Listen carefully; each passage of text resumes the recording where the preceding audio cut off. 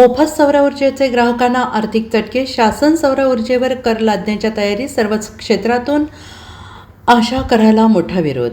राज्यातील वीज वापरकर्त्यांनी स्वखर्चाने उभारलेल्या सोलर रूफटॉपवर कर आकारण्याचा निर्णय राज्य शासनाने घेतला आहे. यामुळे सौर ऊर्जा वापरकर्त्यांना मोठ्या प्रमाणात आर्थिक चटके सहन करावे लागणार आहेत. राज्यातील सौर ऊर्जा राज्यात एकूण 7,50,000 सौर ऊर्जा वापरकर्ते आहेत. त्यामध्ये घरगुती 4 लाख, कृषी 3 लाख आणि 50,000 औद्योगिक वापरकर्ते आहेत. वाढते वीज बिल, सौर ऊर्जेसाठी मिळणारे शासकीय अनुदान, भारनियमाचा त्रास यासह पर्यावरणपूरक ऊर्जा निर्मिती आदी कारणांनी या वापरकर्त्यांनी स्वखर्चाने सौर ऊर्जा प्रकल्प उभा केला आहे.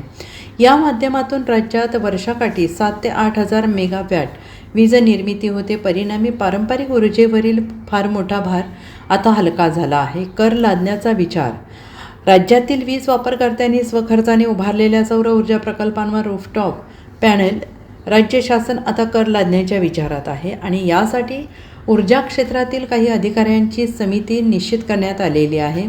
लवकरच ही समिती कर आकारणीची पद्धती आणि कराचे प्रमाण निश्चित करणार आहे. जे ग्राहक स्वतःची वीज बनवून स्वतःसाठी वापरतात त्यांनाही या कराच्या कक्षेत आणले जाणार आहे. त्याचप्रमाणे जे वीज वापरकर्ते ग्रीडशी जोडले गेले आहेत त्यांनाही या कराच्या कक्षेत आणले जाणार आहे.